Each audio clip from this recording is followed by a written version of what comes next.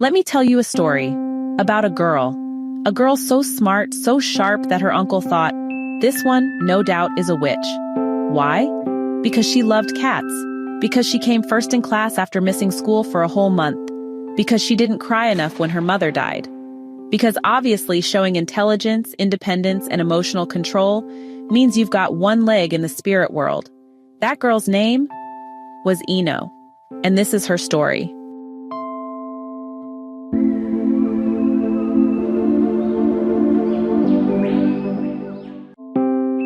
Now, Ino wasn't just any girl.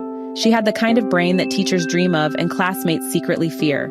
She could catch up on lessons faster than you can say quadratic equation, even after missing weeks of school. And like many brilliant people, Ino loved cats. One cat, to be exact. But in her world, a girl who loves cats, reads too fast, and doesn't sob dramatically at funerals, that's not a genius. That's a witch. Magic. So what happened? Well, one day Ino's father, who always called her his princess, left for work and never came back. Poof, just like that. No letter, no trace, just absence. That left Ino in the care of her uncle. And her uncle, well, he had some opinions. He didn't trust her quiet nature. He didn't like her intelligence. And he definitely didn't like that cat. In his eyes, Ino wasn't just a strange girl. She was dangerous, evil, possibly carrying a broomstick under the bed. He began whispering things, first to the neighbors, then to the pastor. She's not normal, though. That girl, she's always looking at people like she can read their mind. I tell you, she's possessed. And in Nigeria, once someone says witch, it sticks faster than Gary in hot water. Oh my God! Oh my God! So off Ino went, to a pastor for deliverance. Not therapy, not counseling, not even a good old parental talk. No, she was taken to a man with a Bible in one hand and fire and brimstone in the other. From there, Ino's life turned upside down. She was beaten for sins she didn't commit. She was shamed for things she didn't understand. She was accused of causing deaths with her spiritual powers. And eventually, she was kicked out. Homeless, hungry, 11. She ended up in an uncompleted building. The kind with no doors, no windows, just concrete, dust, and forgotten ghosts of people's dreams. Yet, Ino didn't break. She was bruised, but she held on. And somewhere in that dark, abandoned place, surrounded by other children who'd been thrown away like her, Ino began to imagine, if she was a witch, what could she do? She imagined giving her uncle a tongue that turned into a snake each time he lied. She pictured the pastor's voice vanishing every time he shouted, "Fire!" She imagined her cat turning into a fierce lion to guard her sleep. Ino's imagination became her weapon, her escape, her resistance. Because when the world tells you you're cursed, sometimes the only thing you have left is the power to imagine what it would mean to actually be powerful. Imagination. That was Ino's story, written by Ayodele Olofintuade and illustrated by Balaji Liadi. It's a children's book, technically, just 46 pages long. But don't let the label fool you. This is not a child's story, it's our story. It's a story about religion, tradition, power, and the dangerous ways adults project their fears onto children. It's also a story about resilience, about imagination, and about a little girl who refuses to let people define her. Now let's talk about it.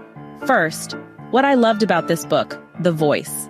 Ayodele Olofintuade didn't tell the story through the lens of a social worker or a pastor or a moralizing adult. She told it from Ino's point of view. That changes everything. Because when you hear Ino's thoughts, her dry wit, her daydreams, her frustration, it puts the absurdity of the witch accusations in full view. We laugh, but it's uncomfortable laughter because we know the real tragedy behind it.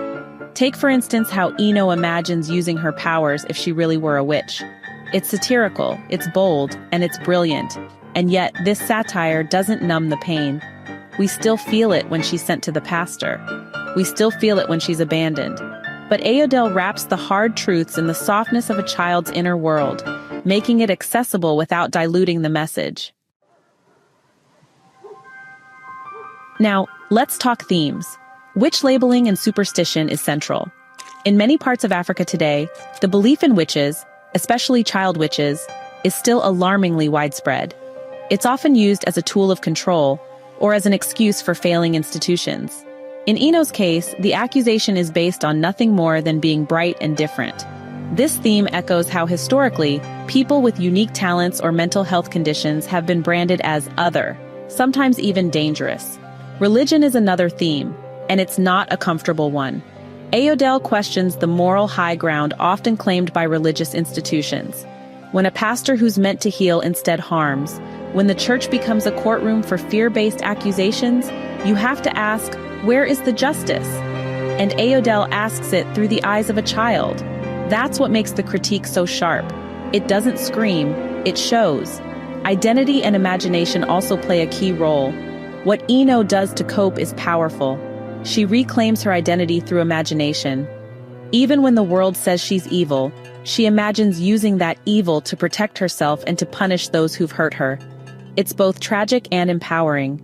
If I truly had powers, I would turn my uncle's tongue into a lizard. Maybe then he'd stop lying. That's the kind of writing that stays with you. The final thing I want to say is this. Ino's story is important because it speaks to prevention. This is a book written for children, but it's meant for adults too. Ayodele gives us a tool to teach kids early on that being different is not dangerous, that loving cats, being smart, or not crying on cue does not make you a witch. It's a conversation starter, a mirror, a warning. Now, a little about the author. Ayodele Olofintuade was born in Ibadan in the early 1970s and spent her childhood surrounded by Yoruba classics. She studied mass communication and has worn many hats: graphic artist, dance instructor, librarian, editor. But one thing has remained constant: her love for children and her passion for their welfare. She's worked with kids for over 13 years and volunteers at a camp for teenagers. That care shows in her writing. It's tender but unflinching, honest but imaginative. She lives in Ibadan with her children. And her cat, Kit Kat. Fitting, right? So if you're looking for a short book that packs a punch, if you want to read something that will challenge your thinking, move your heart, and maybe make you laugh at human foolishness, pick up Ino's story. It's not just a children's book. It's a survival story, a protest, a call for change, and most importantly, it's a reminder that children are never the problem. They're just trying to survive the world adults create. Ino's Story by Ayodele Olofintuade, available from Cassava Republic Press. Have you ever read a children's book that changed the way you saw the world? Let's talk.